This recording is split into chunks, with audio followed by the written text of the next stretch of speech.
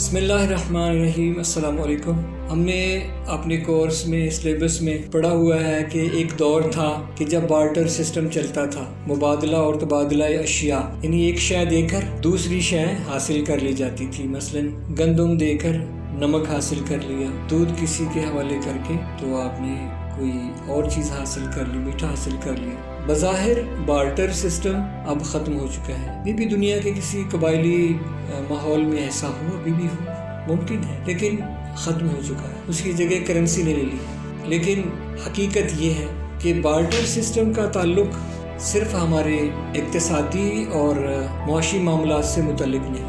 ایک شعبے میں یہ شعبہ جس کا ہم نے ذکر کیا ہے، اس میں تو بارٹر سسٹم نہیں ہے، کرنسی ہے، اور کرنسی سے بڑھ کر اب ڈیجیٹل کرنسی، اس کے بعد آگے فگر اور چپ کی بات آ رہی ہے۔ لیکن جو سماجی نظام مبادلہ و تبادلہ ہے وہ جاری ہے، یعنی سوشل بارٹر سسٹم۔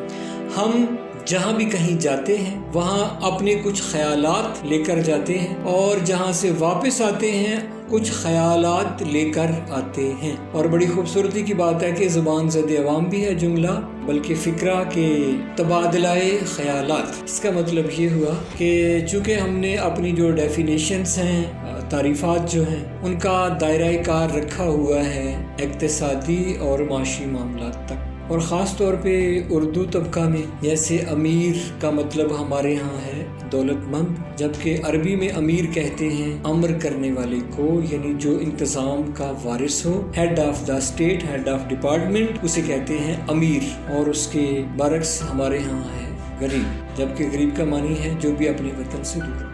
اسی طرح سے بہت ساری اور اصطلاحات موجود ہیں، انہی میں ایک یہ ہے تبادلہ خیالات۔ اللہ کا شکر ہے کہ یہ ہمارے اردو دان لوگوں کی زد سے یہ پتہ نہیں کیسے بچ گیا ہے، ورنہ ہمارے اردو دان طبقہ زلف اور رخسار سے خیر سے باہر نہیں آیا، اور یہاں تک ان کی علمی حیثیت اپنے معراج کو پہنچی ہوئی ہے کہ گالیاں دینے کو انہوں نے محاورہ کیا بنایا، صلواتیں سنانا۔ کیا بات ہے!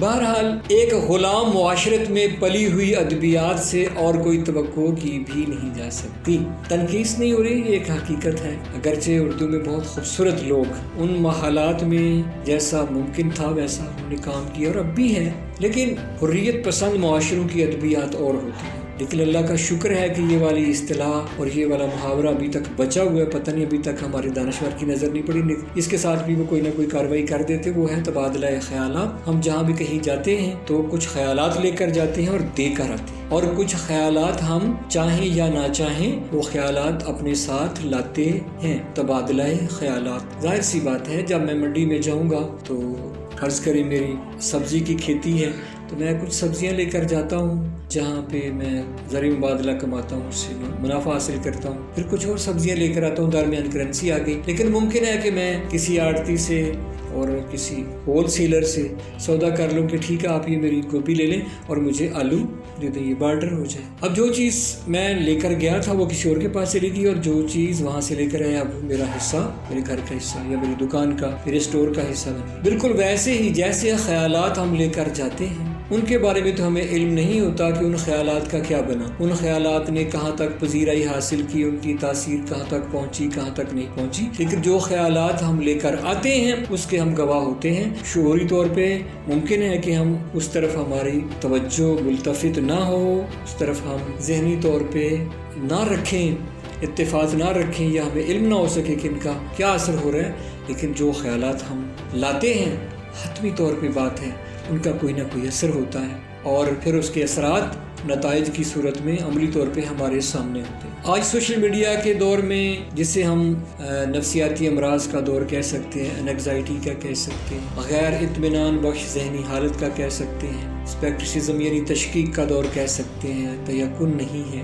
اسی طرح تصادم ذہنی کا دور ہے، یہ عدم برداشت، یہ کیسے ہوتا ہے؟ تبادلہ خیالات، سوشل بارٹر سسٹم۔ لہذا گزارش ہے خاص طور پہ وہ لوگ کہ جو اپنے بچوں کے بارے میں، اپنی سوسائٹی کے بارے میں، اپنے بارے میں، اپنے اسٹوڈنٹس کے بارے میں، بہن بھائیوں اور ماحول کے بارے میں وہ متفکر رہتے ہیں، ان سے یہ گزارش ہے کہ سب سے زیادہ توجہ اس پہ دیں کہ سوشل بارٹر سسٹم کی منڈی کا انتخاب کرتے وقت بہت زیادہ احتیاط سے کام لیں کہ ہمیں کہاں جا کر بیٹھنا ہے اور کہاں جا کے نہیں بیٹھنا، اور ہمارے بچوں نے کس کمپنی کو جوائن کرنا اور کس کمپنی کو جوائن نہیں کرنا، کون سی موویز دیکھنا ہے کون سی نہیں دیکھنی، کون سے ڈرامے دیکھنے، کون سی سائٹس دیکھنی ہے کون سی نہیں دیکھنی۔ یہاں پہ اگر تھوڑی سی احتیاط کر لیں اور جو سوشل بارٹر سسٹم ہے اس پہ اب چیک لگا کر رکھیں، انشاءاللہ امید ہے کہ اس کے نتائج اچھے برآمد ہوں گے۔ سلامت رہیے، اللہ حافظ۔